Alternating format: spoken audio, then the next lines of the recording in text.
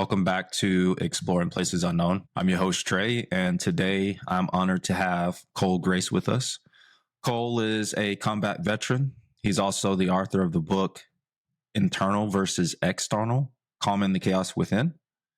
Cole has spent over 20 years navigating the challenges of PTSD. Through his own experiences, he has discovered the power of focusing on our internal world. So today, we're excited to hear your message and kind of dive more into the internal versus external, because I feel like there's always a battle going on. And so I want to give everyone some tools on how to better, handle that. So how are you doing today, man? I'm doing great. I appreciate you having me on your show. And yeah, I'm excited to get into it and talk about this stuff. Yeah, absolutely, man. I feel like with your experience in being a veteran, you understand the whole concept of a battle strategy and things like that. So what kind of prompted you to start going down this path? Well, there's a lot of things that happened when I came back from Iraq. I used to do roadside bombs. We used to search and eliminate those. And so it was a pretty high stress job. And with that, I call that like a big T trauma. That would be something where it's like, okay, it's kind of obvious you're going to have possibly have some effects from that. And I was noticing reactivity and things like that. So that got me to explore mental health in general. I probably never would have if I didn't have an experience like that.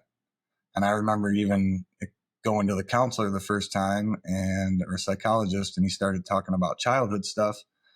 And I cussed him out because I was just like, I just got back from doing bombs in Iraq, man, and you want to talk about my childhood was okay.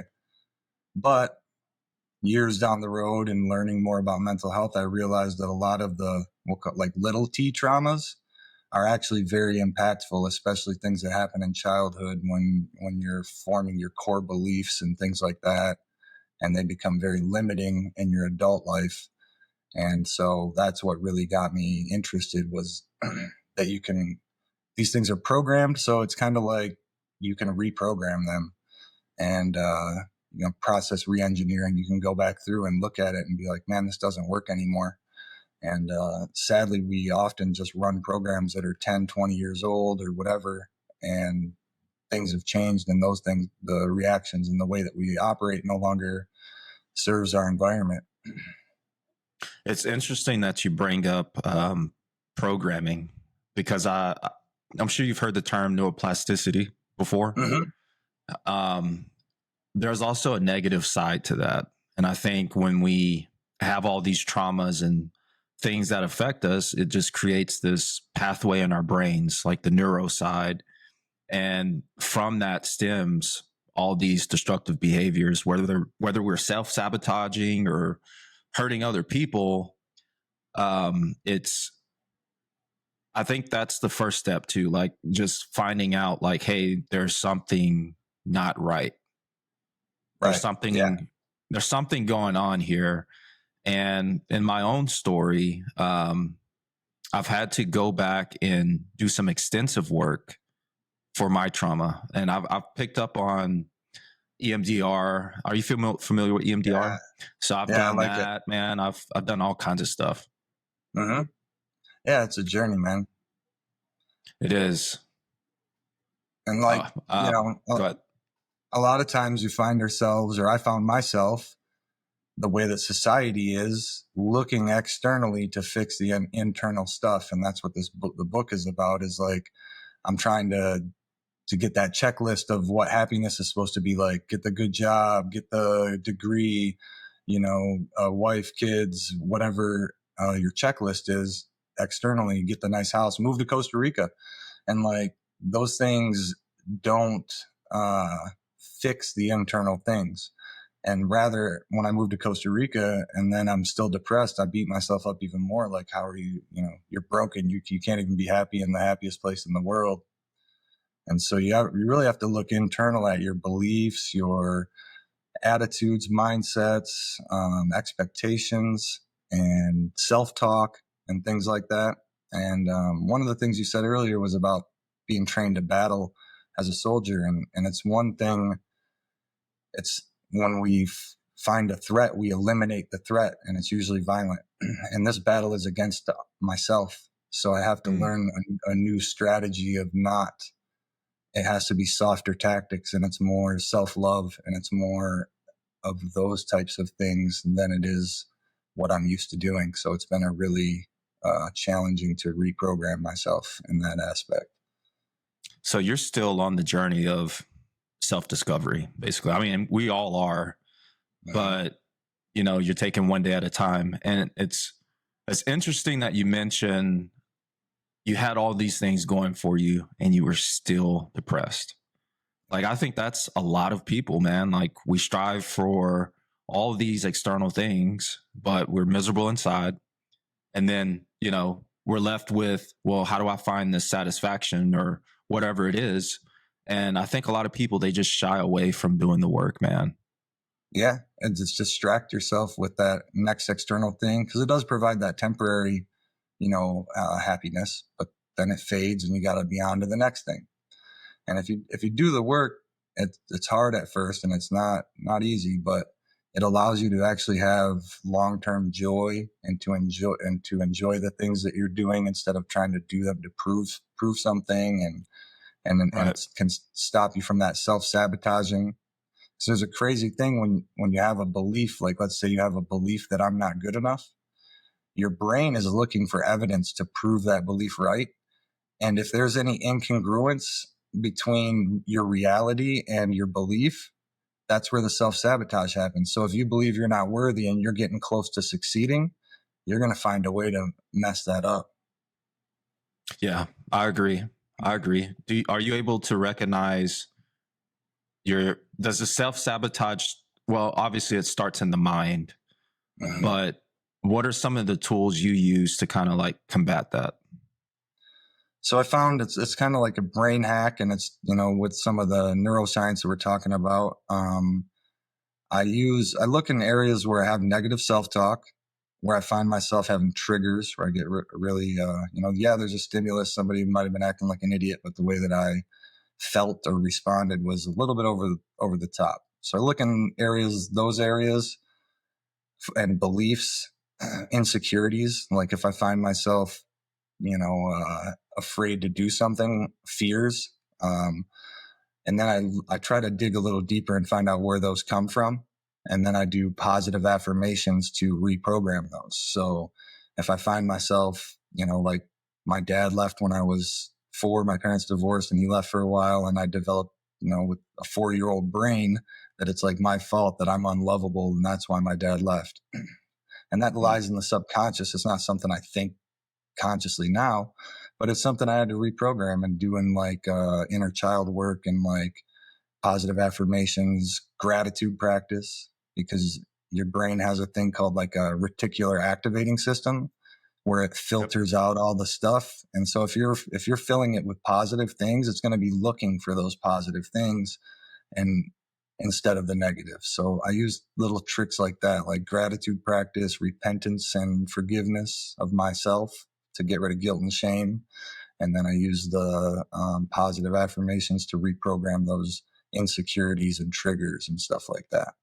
And then I have a personal mission statement where it's like the roles that I have and how I want to show up in those roles. And then there's goals associated, and that's in the book too. So I use those tools and I lay them out in the book. They're very practical, and they help me when things go south, when I'm, having one of my episodes of, I have like chronic illness. So I have like a episode of stomach pain and my mental health goes crazy. I don't sleep well, and I have to refer back to those things, to gratitude and all the things to keep myself sometimes from like the suicidal ideations even in the past. Yeah, man. And I want to dive more into that because there's a lot of people on the fence, I feel like. And that's one of the reasons I love doing podcasting and just having people on. And I know you have your show on YouTube as well. And I feel like there's a lot of people struggling, and it's amazing how one person's story can impact someone. And we just really need to be brave and courageous and get it out there. It's just people are stuck in their minds. They're going through everyday not life, doing whatever. And they're not really, I don't know, man, they're not really wanting to do the self work, I guess. I feel like Yeah. everybody's busy doing something, one thing or another, and they're not taking the time to actually work. And it's hard. It's hard. It is. I think that people, like you said, and it might not even be a not wanting to. It's almost like a not knowing where to start. And then a lot of times when you hear from people, it's like meditate for an hour, and you're like, bro, I can't even meditate for a minute right now. Like, Yeah. So there's these lofty goals that have come from like psychologists and neuroscientists who aren't really going through it at the time, and it can be overwhelming. So having some tactics and having a knowing that you're not alone, having people like yourself that put out a podcast and that talk about this stuff, I think that, that does help a lot to just make it's common. It's not, everybody struggles. Everybody has these issues. It's just how we deal with them. I love how you use the word tactics, man. My therapist, she's a former police officer, man. She always gets in my ass, but the way we've started doing our therapy sessions was she said, well, we need to learn what the enemy is. And we actually create a strategic plan on how to fight these ideas or whatever it may be, tactics, strategies, and I think that's kind of how am I going to do this? How am I going to get the victory is knowing the tactics. And so do you feel like the military equipped you guys for mental health, or where do you see the gray areas? See, I see there's a double-edged sword. I think the military equipped us to think that we were superhuman and that we were too well trained for this to bother us. And then there was like a reciprocity, or like not a reciprocity, but like getting in trouble or having like your career affected by admitting to having any issues or going and seeing a counselor and getting labeled with PTSD. And, even ego by being such, we're tough soldiers and stuff. So taking a minute to be like, man, this stuff's really getting at me is difficult. And so, but I do think that there's a lot of transitional skills that you learn in the military that you can apply to mental health. Like you were talking about, like tactics, having a battle plan, having a mission statement. We're very mission driven as soldiers. So like now you have a mission, even like I would say to people having a responsibility of, sometimes that's why having a service animal or taking care of a dog, like that might stop somebody from committing suicide because they have the responsibility to take care of this dog. And how's this dog going to eat in the morning might stop somebody. So just having that mission, having that purpose is very important. And that's one of the things in the book. The mission statement is very important to develop, where you come up with your purposes in life, and it gives you something to, when you're down, like what you're fighting for. That's good, man. And you talking about the suicide, what's your advice for people that are thinking about that? My advice would be to say that it's not permanent what we're going through right now. The pain doesn't have to be permanent. It feels like it, and it feels like it's never going to end. But it can, and you slowly can start to pull yourself out of it. And the tactic is, when you aren't feeling suicidal, is to do these things like the gratitude and it's not trying to do them when you're feeling suicidal, because that's not going to work. You need to practice these things daily. And then when you get in that situation, it comes natural, and you can fall back on it, and it can really save your life. It's saved mine. Yeah. Me being a paramedic, I've obviously gone on calls where that was the scene.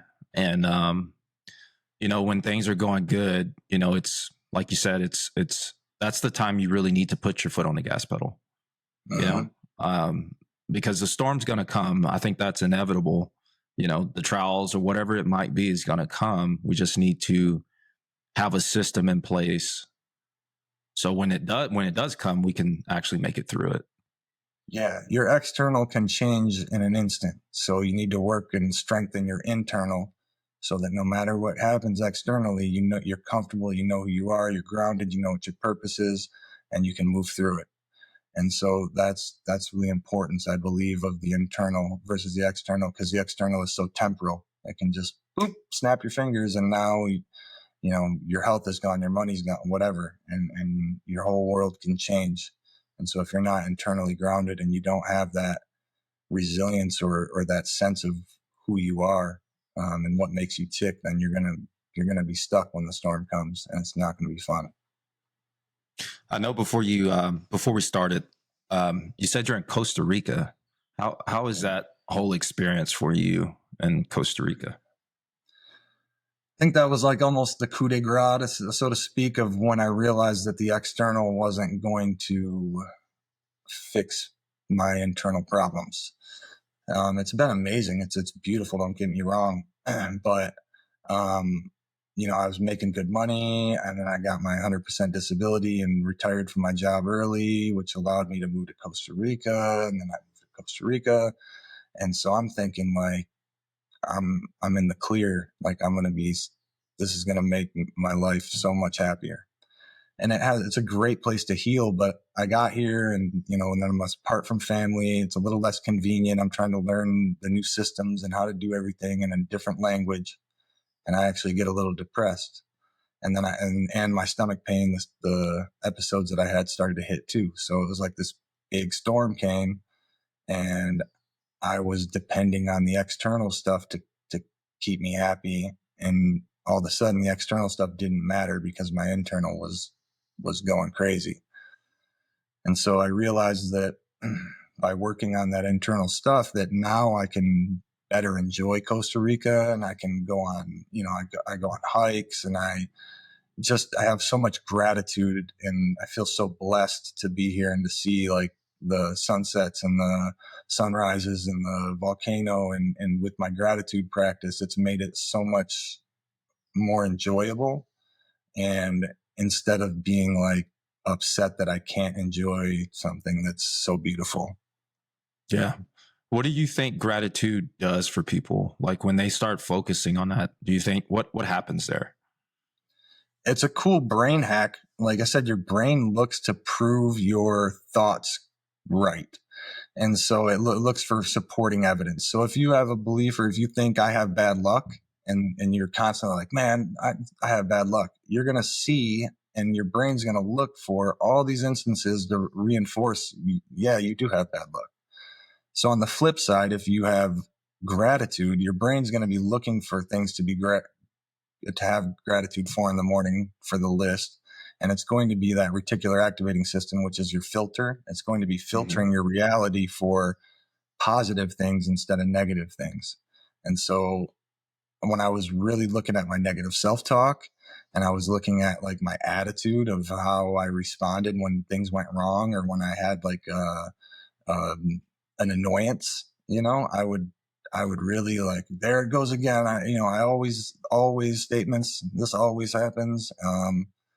And those, it's like the law of attraction. You're in this lower vibration, and you start attracting what your feelings are. And your feelings are that you have bad luck, and you start attracting bad luck. So by the gratitude and things like that, you start to think, I have a really good life. And then you start to attract a really good life. It's crazy. It's a crazy brain hack.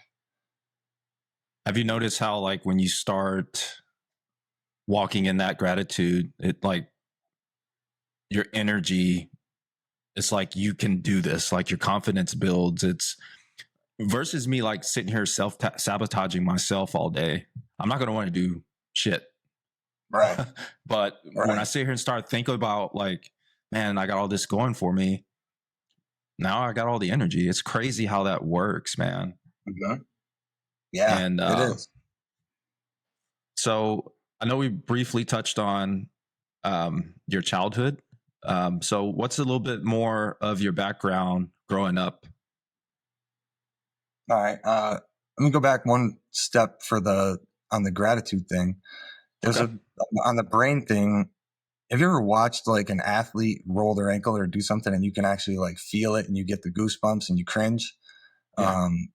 So that's a negative example of how something doesn't really have to happen and you can trick your body into feeling and it releases chemicals. So like when you're doing the gratitude thing, you're thinking about these things and you actually have to feel it and like, embody that feeling of why you're so gracious and, oh man, it's so good to be here. And your body will release chemicals into your, cortisol, like the nice chemicals that heal and help. And that helps like change your body chemistry or your brain chemistry, I should say. Wow. Is that dopamine that's being released or? Yeah.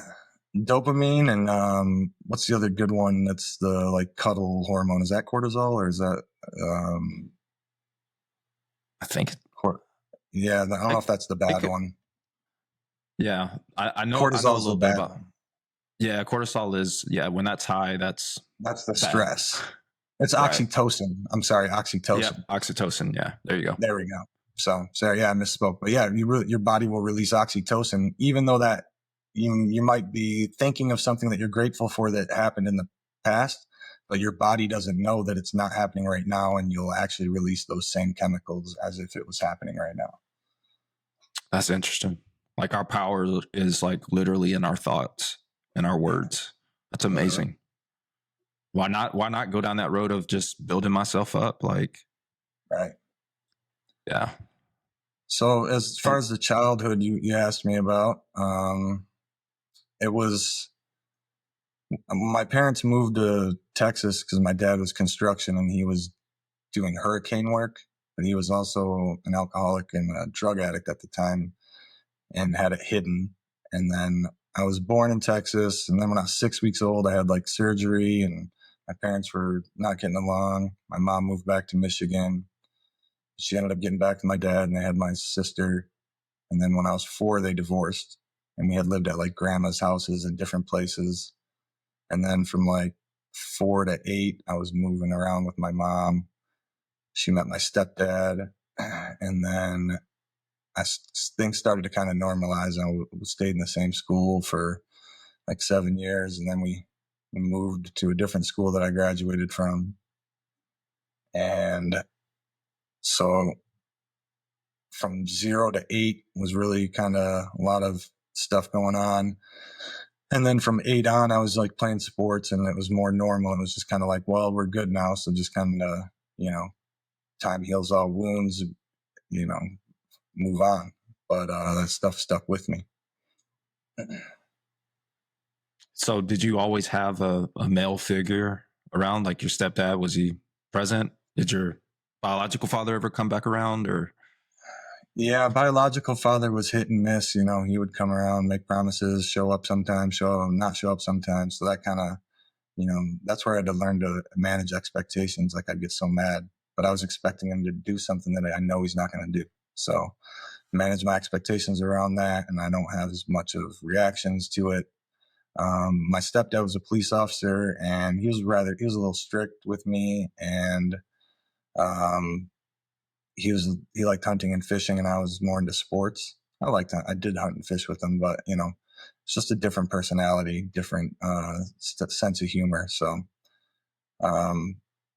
he was there and I would say like disciplinary and financially, you know what I mean? But so from 8 years on until he's in my life still. Was he part of your reason to get into the military or was that something completely different? That was me being stubborn. My mom was like, I'll pay for you to go to community college for 2 years. And if you do good, then I'll pay for you to go to university. And all my friends were going to Northern Michigan University. So I really wanted to go. And my joining the military wasn't as patriotic, as like a 9/11. And then I joined. It was actually July of 2001. And I joined so that I could go to college. And then 9/11 happened in a couple months later. So I was actually didn't want anything to do with the military after high school because of my stepdad, but then I did it because I had been, used to playing football and with my stepdad, kind of drill sergeant style. So I figured it would be I'd be able to handle it. And you did 20 years all Army, or did you switch around or anything? I was Army National Guard, and I was a combat engineer, and I was in there for 7 years, and I was medically discharged after Iraq for the stomach issues and the things that I have going on that I talked about. Okay. And then now I'm 100% disabled permanently in total. And after the military, I went through vocational rehabilitation and worked back for the federal government as a IT project manager. And the stomach thing, they didn't know what it was. So when I started working there, they thought there was a chance that we would figure it out or it would go away. And it never did. So I was retired from federal service as well. And then 100%. And then I moved to Costa Rica. Okay. Yeah. I just never, I knew I wanted to serve growing up. It's just mine was a different capacity being a firefighter. And, Yeah. I really appreciate your service as well, man, and your time that you gave. So I just want to tell you thank you on that. But yeah, I just wanted to serve, man. And I have a lot of friends that are in the military, but also I've noticed those friends that went in, they're completely different when they come out. Yeah. And there's a lot of trauma. There's a lot of things that they have to work through. And so is that where you began to get the inspiration for your book? That's where I began to start my journey of healing. And like I said, I attacked the combat trauma because that was what was obvious to me. And then after the combat trauma, I got the good job, and I was still having the stomach issues, but I was feeling like everything was good. And then I was still having issues. This opioid crisis happened during the time I was working, and I was getting sick, and they stopped treating me. So I ended up actually getting medicine off the streets and getting addicted to pain medicine. And then I had to figure out a way to get off of that. Went through rehab for a little bit. And then that's when I started to address some of the childhood trauma that was still bubbling up and causing problems. And that's when I realized that, like, during the time when I was doing the working and making like 100K and, moving to Costa Rica and all this stuff, like, it was external. I was chasing external things. And then once I started to realize that the childhood, some of the core beliefs and some of the things that developed in early years was actually what was making me like a nice guy type, inauthentic nice guy, like somebody, and afraid of like rejection and all of these things that formulate, and block my true self from coming out. I was blown away at how long, and then looking around at how easy it is to distract yourself, and just like, if you're not feeling good, instead of doing the work, you can just go do something or order something off Amazon or whatever. You can escapism, and I was part of it, or chasing the external stuff. And that's what motivated me to like, no, I need to rewrite this. This is not how you do this. This leads to like the Robin Williams effect, where you reach the pinnacle of what seems like you're there, and then you're still not happy. So you're like, what? I don't know what else to do. And it's just a sad place to be. It's a lie that we're sold in the consumerism of the world, of like, buy this and you'll be happy, or doesn't really talk about working internal. I think it's also an identity thing too. The more I hear you talk about it, it's a finding your place kind of thing. And I think we just try to latch on to what we see everyone else doing and trying to imitate that imitation, And so I've gotten to the place, I'm just going to be me, man. Like trying to be somebody else is just too much energy. I have too many Yeah. things going on. I'm gonna just be my authentic self and be okay with that. Mhm. Be okay with that. That's that place of acceptance Yeah, for that's me. awesome. Yeah, Self love, man. for And sure. so, yeah, we, just hearing you talk, I know you've done some research on the brain. So, are you familiar with the prefrontal cortex and the amygdala and how all those things impact our decisions and the way we think? Yeah, yeah, like fight or flight and all that. And Yeah, break some yeah, of that down yeah. for us. All right. Well, the amygdala, your fight or flight, it gets sensitive, desensitized, or gets sensitized, where it's like your alarm system, and it serves a purpose. Especially back in caveman days when it was things were life or death, or if you've been in life or death situations. It gets your adrenaline pumping, it gets your cortisol, it gets all these things pumping to get you ready to act, and your autonomous nervous system. But those chemicals over long periods of time are detrimental. They're good in the short bursts when you need them. And so what happens is you get in this mode where your alarm system is kind of is too sensitive.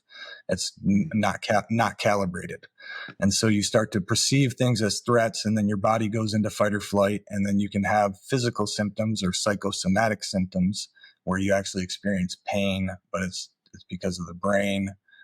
Panic attacks.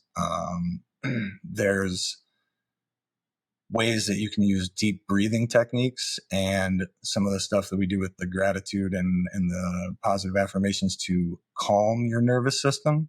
And especially if you start to realize yourself going into fight or flight, how you can quickly, get yourself out of it. And I talk about people want to do like an alkaline diet and drink alkaline water and all this stuff. But as soon as you have a stress response and you have your fight or flight's activated, your blood goes acidic. You release acidic chemicals. And that's why those chemicals are bad for you to have running constantly. On the conversely, if you calm your nervous system and you get yourself into those where I was talking about, where you experience gratitude and you embody that feeling of a memory where you felt love or gratitude or something, and you get in the higher elevation, your body releases the chemicals that are good for you, that are good for healing, and that are good for mental clarity. And so, yeah, the brain is crazy, and you can get addicted to these things like anger. And so your brain, Mm. you start to think, oh, he likes to be angry. So then it looks for ways to like things for you to be angry about. And it like makes that chemical cocktail that you get so addicted to. And it's almost like a high. And so, um, you have to be really cognizant of Wow. your beliefs and things like that, and trying to justify flying off the handle. It could be that, your brain works with your body, and that's where the chemical imbalances come into play. And it's really based off your thoughts, and that's why rewiring your internal will actually help with some of the chemical imbalances and some of the even physical pain and physical symptoms. Was there a resource that you went to learn all this information, or? There's quite a few. There's one really good book about heuristics and how the brain works. It's called Thinking Fast and Thinking Slow by Daniel Kinnanen. Okay. That one's a really cool book. It's crazy. They have this experiment where it's like people dressed in all white and people dressed in all black, and they're both teams are passing a basketball. And so it's like count the passes between the team and the white shirts. And you do that, and then it's like, how many passes? And people are like 13, and then they're like, yeah, there was 13 passes. But did you see the moonwalking gorilla that moonwalked through the middle of I've the? seen that. Yeah. Yeah, and then like nobody sees it. So it talks about how your brain blocks things out, and how like I'm talking Wow. about the reticular activating system and how it tries to prove itself right, and how you can kind of program it. That's a really cool book for that. Um, and then the other one is a cool one is Becoming Supernatural or Superhuman by Dr. Joe Dispenza. So I've heard of any of him. the Yeah, he's good. Dr. Joe Dispenza books are pretty cool about the brain and how it works and how to hack the brain in certain ways, and meditations that you can do and stuff like that. Yeah, that's good, man. I've started taking this. Now I don't have any prescribed medications, but I take a supplement called 5-HTP. You ever heard of that? Is that what Gary Brecka talk about that or something?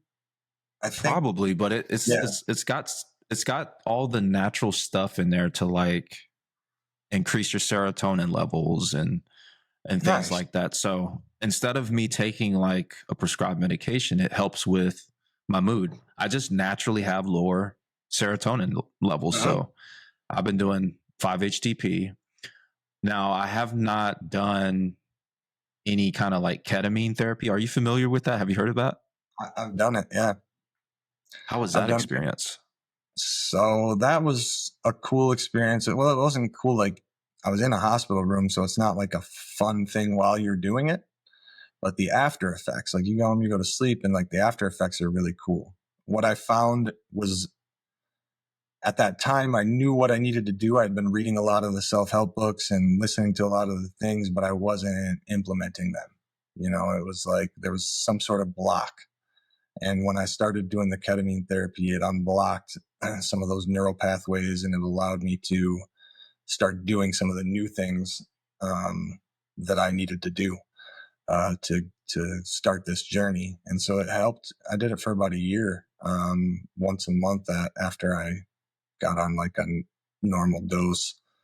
And it helped me with the motivation piece where and it's very good for suicidal if you're feeling suicidal too. Apparently that's where it's most beneficial. But you get this feeling afterwards of like, I can do this. It's like it's a motivational feeling of starting to be proactive and starting to do some of those things that will make your life better.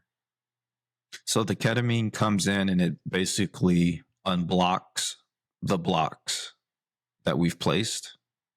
Yeah. And so during that session, are you just kind of like, I know we talked about EMDR. Are you just retelling the story so your brain will believe it?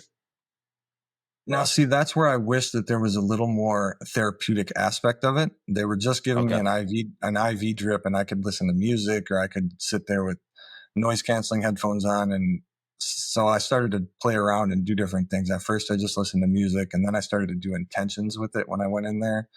But what I found is like your neural pathways it was explained to me that like, if you're familiar with skiing or sledding in the snow, you start to dig a rut, and then it's really hard to turn out of that rut. And so what ketamine can do is it's like a fresh snow, and then you can maybe make new decisions instead of going down those really locked in pathways. Man, that I've never heard anyone explain it that way. Yeah. That's phenomenal. I also hear that mushrooms can do that same kind of effect. I'm not going to say whether or not I've done them before, but from what I've heard, Yeah, they can change your life, and they're actually like really powerful at changing the narrative in your mind. yes. And so, And then and with that, set and setting. So, don't just throw mushrooms down and go hang out. You need to set some intentions and have a safe setting, and they can be really introspective and lead you to some really kind of like a big brother. Like, you're not doing that right. yeah. You should be doing that, and it's kind of like, okay. So I've heard. Yeah, same. Do you think that, I know you live in Costa Rica, but do you think that America would ever get to the place where they legalize? I know they've legalized marijuana in some places, but something like mushrooms. I know ketamine, they probably wouldn't. That's a really strong drug. Like I give that to my patients, and you got to know what you're doing with ketamine. But Right. mushrooms, do you see that kind of being mainstream? Yes, I do. A lot of studies from the 50s before it got, the the anti-war movement in Vietnam. It kind of got shut down. But there's a lot of therapeutic benefit. And what I'm really looking forward to is when they tie therapy in with psychedelics in a controlled setting instead of you having to try to do it yourself. I think that'll be amazing when Like you a can go. guided session. Yeah, that would be amazing because it removes like some of the tension and defensiveness and reactiveness around some of the things that are hard to talk about and hard to program. And you're in a different state of mind, so it's easier to reprogram. So I think that would be extremely beneficial, and I do see it going that way. They're experimenting at very prestigious universities with like DMT and with magic mushrooms, Johns Hopkins and different places. So I do see this becoming therapeutic and more mainstream, but used it in combination with other modalities, I think. Yeah. My one of my good friends, she actually she's done ayahuasca and she's done the DMT ceremonies. And she said I think she was there maybe 3 or 4 days, a completely different person. I could just see her and be like, you're different. What happened? And she had some kind of spiritual transformation. Something happened. And I totally see the benefits in it. Yeah. Yeah. I just, I don't know. I don't know if it's just a big money grab to keep people on prescribed drugs. I don't know if those really even work, like the behavioral medications. What do you think?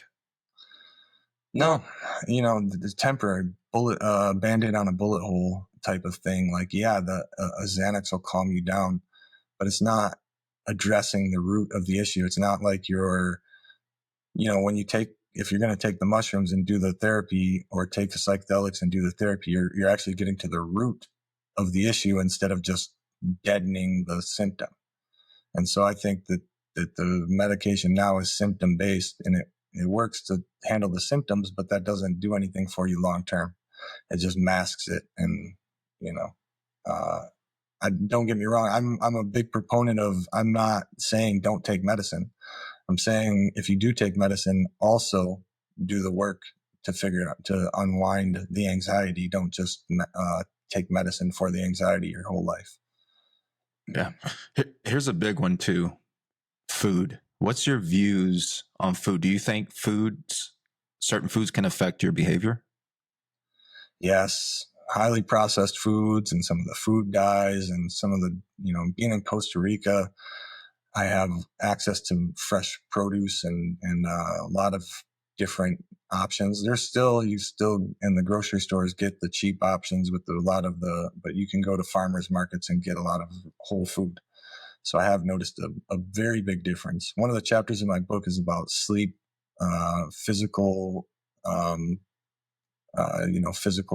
nutrition, physical exercise and nutrition. And so getting proper nutrition, it feeds your brain and it helps you to have cognitive clarity, whereas some of these other foods can really give you brain fog. And I'm into herbal teas and things like that. Mm-hmm. Yeah. And I believe that with like caffeine, you experience the crash, but a lot of these other herbs, you can get some energy and some like euphoria type feelings without, feeling a crash. That's nice. You've heard the term homeostasis? Yes. Yeah. And I think when, we put all these different chemicals in our body, man, that's very interesting how our foods can mess with stuff like that. We got all these chemicals, all these different kinds of cells going on. Like, I think eating whole food, I'm not going to preach this on anybody, but eating whole food, all natural, is kind of the way to go. And hydrating, those are the things I think we can do, that we're in control of. That's that internal that we can control, is eating good and trying to sleep good. Uh-huh. Another thing I want to mention is sleep. And one of the things I learned about trauma, PTSD, and sleep is that I learned this early on, actually, is that when we go to sleep and we haven't processed that information, it's like our brain stores it in a filing cabinet, and it's there. And when we're out in public going through our day-to-day life, something might trigger that PTSD moment. And now you're in that moment of what happened. So I learned that sleep is really good. So if we have like a critical call at work and let's say people died or something like that, typically we'll do what's called a critical incident stress debriefing to get that information off our chest. So we don't go home, fall asleep with it, and our bodies just hold on to it. So that's what I've learned about sleep, man. Sleep is like one of the biggest tools for healing, actually, not just physically, but mentally. Definitely, man. That's a good point. And yeah, there's a good book called The Body Keeps the Score. And it talks about that.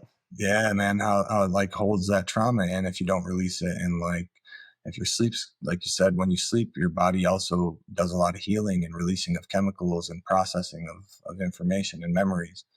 And so, yeah, if your sleep schedule's messed up, it can be problematic. So trying to set like a bedtime and have a consistent bedtime, if you can, is a good thing. And, sticking to it and not having your device with you, and certain tactics, again, that you can use to get a little bit better sleep.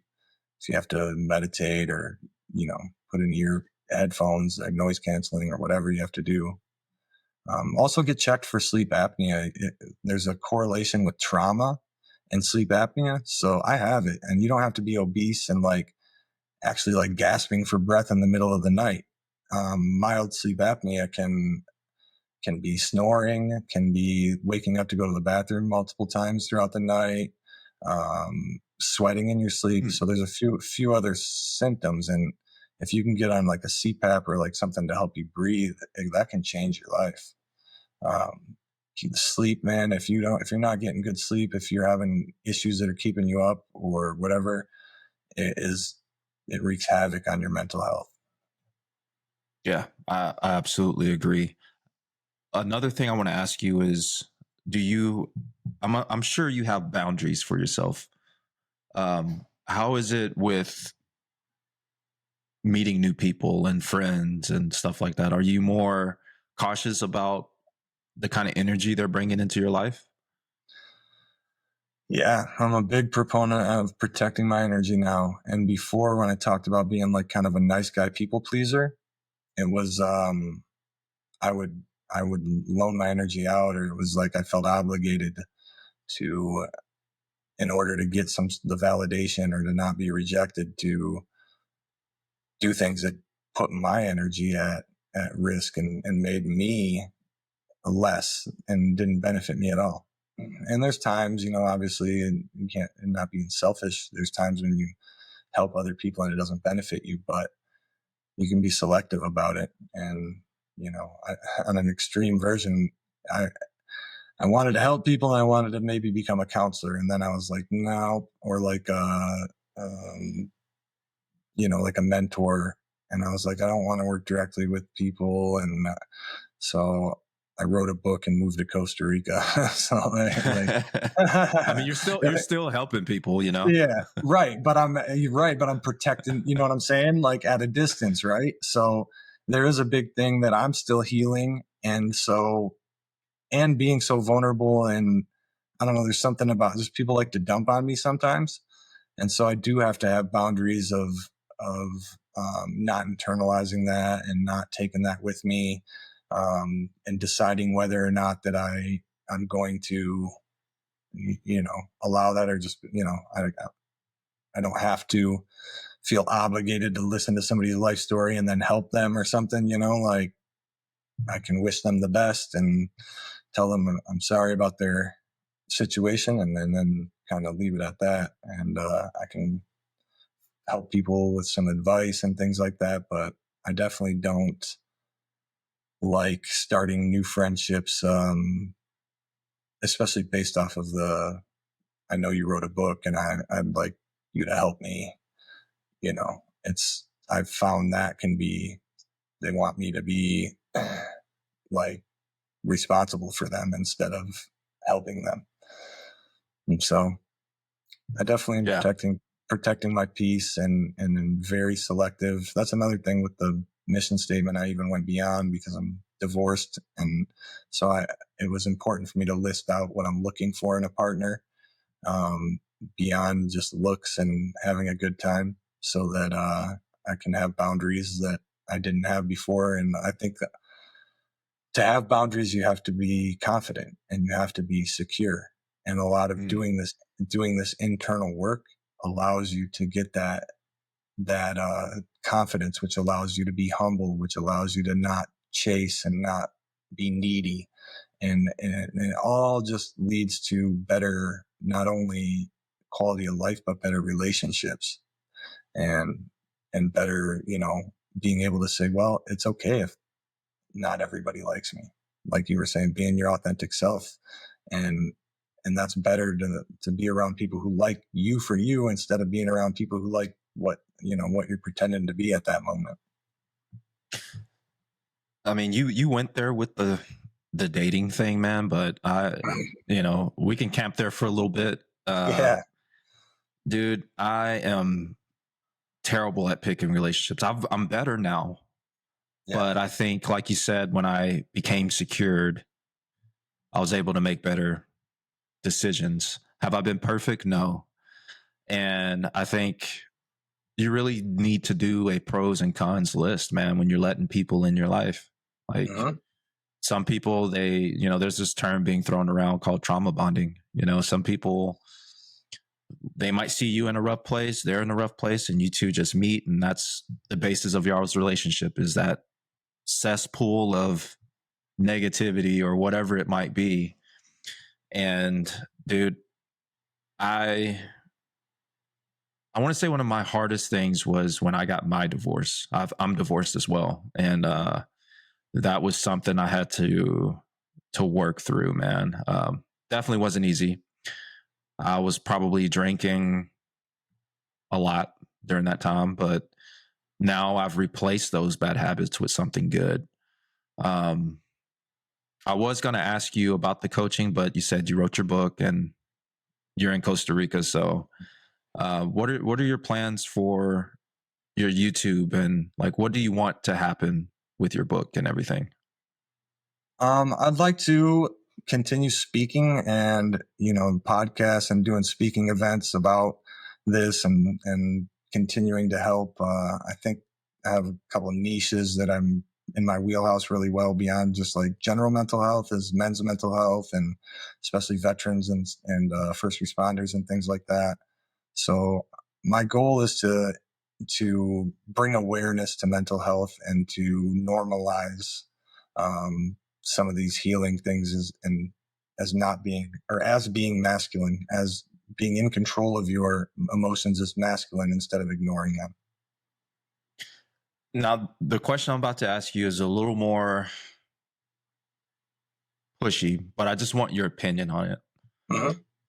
Pornography, man. What's your take on that? And what does that do to the brain? All right. I fell into the trap, and I have, in the past, been addicted to it, I would say. So it creates unrealistic expectations, unrealistic realities. It desensitizes you. It makes it unimportant. So like, I remember being a kid, or, not a kid, but like a teenager or 20, to see a female body part, you had to like, it wasn't just as easy as picking something out of your pocket and being like, okay. And having the access to all of this graphic stuff, I think it definitely sets you up for failure in relationships.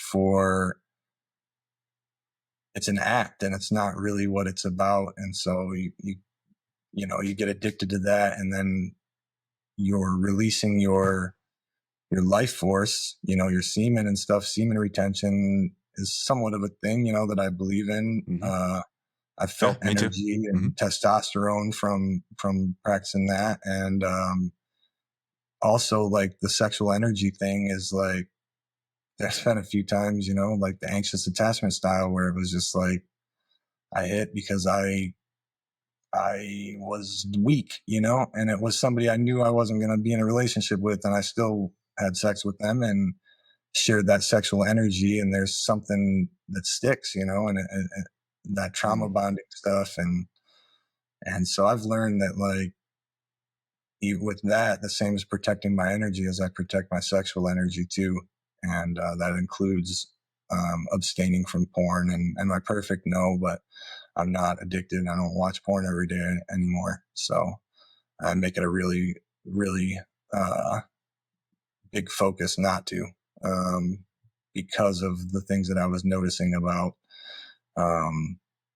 how I was in relationships and how sex focused I was instead of being focused on connection.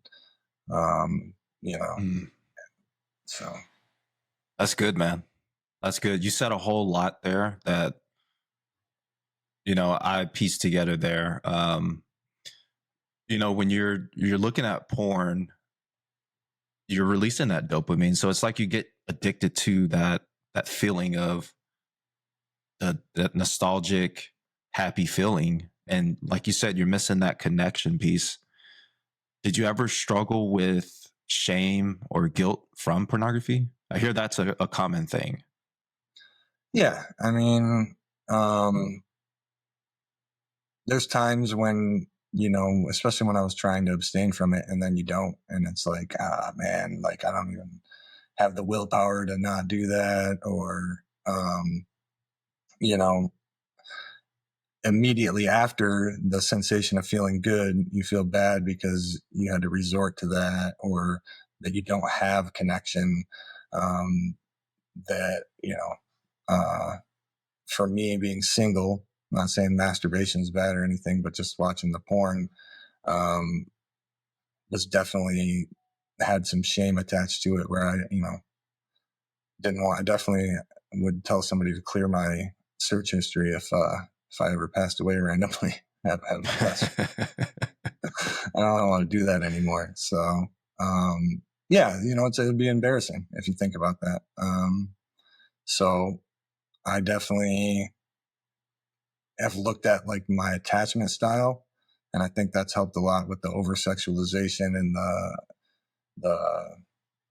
the really, you know, my inner child, wounded inner child, and with that has helped me to be able to have boundaries and not just be like, oh well, she was willing to have sex with me, so that's the Yeah. one. You know. I don't know about you, but I have an addictive personality. Um, just I always just I go 0 to 100, whatever it is. I'm super focused in it, and I've had to set up some safeguards for me. Like if you scroll through TikTok, Instagram, like there's just all kinds of temptations out there to get you into that trap of pornography. If I'm being honest, I mean, and so I've had to be very proactive with what I look at and the Yeah. people I allow to come around me. You know, and I just found that pornography is just another weight I can't carry, man. Like I'm already dealing with all these other battles. I need to give myself the best fighting chance each day to be my best self. And that's pretty much why I don't look at pornography. And so the whole energy and all that, that's so true, man. And I feel like when you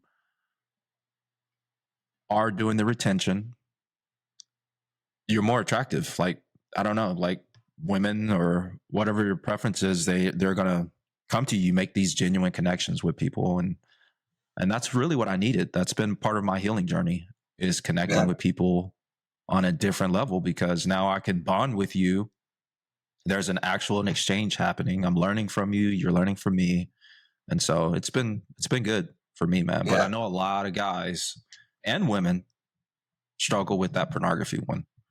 Yeah, So for sure. And for me, like finding a woman was almost at the center of my focus in a way. Like, you know, I'd go to work and do my thing, but that puts off a needy energy. And it was because of my anxious attachment style. If you look up attachment styles due to your childhood stuff, it's like a limited mindset. Like if I find a girl and I like her, then I'm not the authentic person I am. I try to be this really nice guy.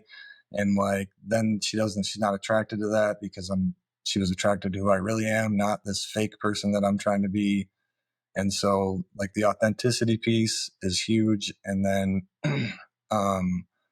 working through these internal things, has helped me to gain confidence. And then the confidence has helped me to, have a purpose with the mission statement.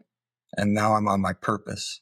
Right. And that's what's attractive to somebody. And now I honestly, like, I'm not just sitting there waiting for somebody to like my picture or to message me and then like message them right back. Like I'm honestly busy. And so it doesn't have this needy vibe. I don't need it. And so I'm looking for something that fits. I'm not just looking for anything that I can grab onto. And with that type of energy, you start to attract, and with the semen retention too. Yeah. You'll start to realize that or notice that, it's attracting, people to do that. And then to be your authentic self, which means to not be afraid to, break rapport, or you don't have to be agreeable to disagree, and to be yourself, be real. And that comes from confidence. And I think the book helps a lot with building that inner, strength. And that inner strength allows you to be, humble, confident, and then focused on your purpose, which will attract, the opposite sex inevitably. Yeah. You mentioned earlier about your mission statement. I actually have my own mission statement. For the audience, like if you're, let's walk somebody through how to create that for them, I guess. Could you give them some tips on that? Yeah, let me pull mine up here. And so what I do is I first kind of like make an outline. I list out the roles that I play. So like if you're a husband or a father or in your job, as writing a book or as doing these podcasts and things like that. And so those are my different, roles that I play. And then within those roles, I'm also a Christian. So within those roles, how do I want to show up? And so it's more than just like a mission statement for a business that you would see. This is like a couple paragraphs long. So you're doing some introspection. And, the first part of my mission statement is about being a Christian. So it was like, I love God. God loves me. I serve God by being kind and obedient and spreading my light into this world in his name. The peace and calmness I get from knowing God is what makes me different and draws people to me. I'm independent, confident, humble man who does not need validation from outside sources. I live an amazing life and do the things I want to do. I'm learning to surf and how to fish from shore and exploring new places in this country. I'm not afraid to be alone. I'm not trying to impress anyone. I'm guarded on who I let into my life. I have qualifications beyond just beauty. I will finish writing the book on mental health. I will get permission for selling hot sauce in Costa Rica. I drive a new vehicle. I'm a high value man with purpose. My purpose is to continue healing and improving my quality of life, then teach people how I did it, teach them how to take control of and improve the quality of their lives. So that's something that I read every day and I go look through. It also says I have boundaries and I'm not afraid to walk away. I'm accountable for my mistakes, repent for them, forgive myself, and introspect to understand why I made them. When I find insecurities or negative beliefs as the cause, I reprogram them. And so in reading that over and over and going through that exercise, it wasn't a short exercise. It took me a while to write that, but so I list out my roles and then I list out how I want to show up in those roles. And then with reading it, your brain looks to prove that stuff right and it looks to achieve those goals. That's good, man. Yeah. I have my mission statement. I actually framed mine, but also have an email copy of it. But I have it framed right there by my door. And yeah, I go look at it. Got it on my fridge right there by my door. So I'm constantly looking at it to remind myself, that gratitude, those confirmations, affirmations. Yeah, affirmations that I am enough, man. That's Yeah, dude. fascinating. But I'm sure there's some people out there are like, what the hell's a mission statement? So that's why I'm not sure. 100%.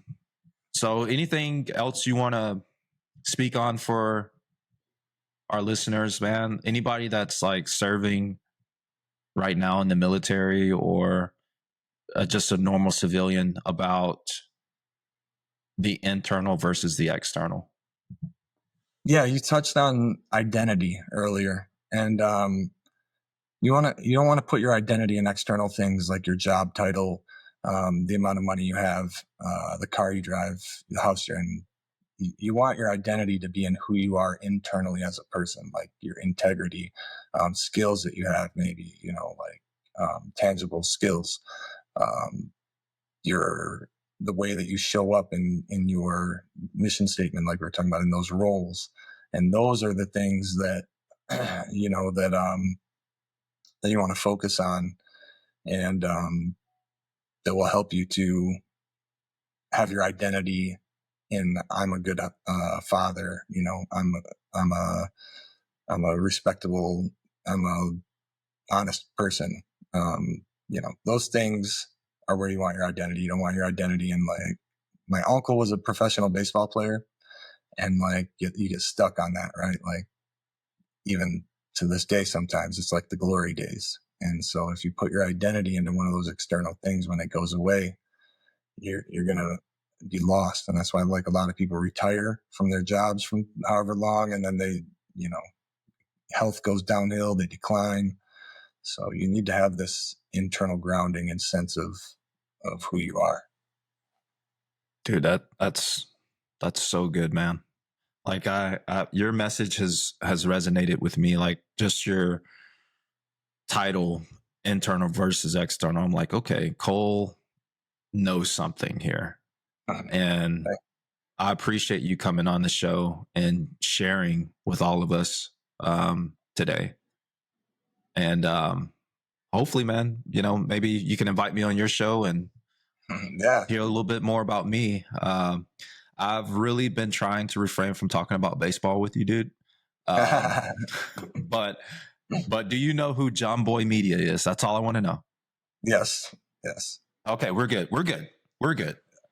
Okay, cool, man. Well, brother, I hope you have a good rest of your day, man, and I'll catch you next time.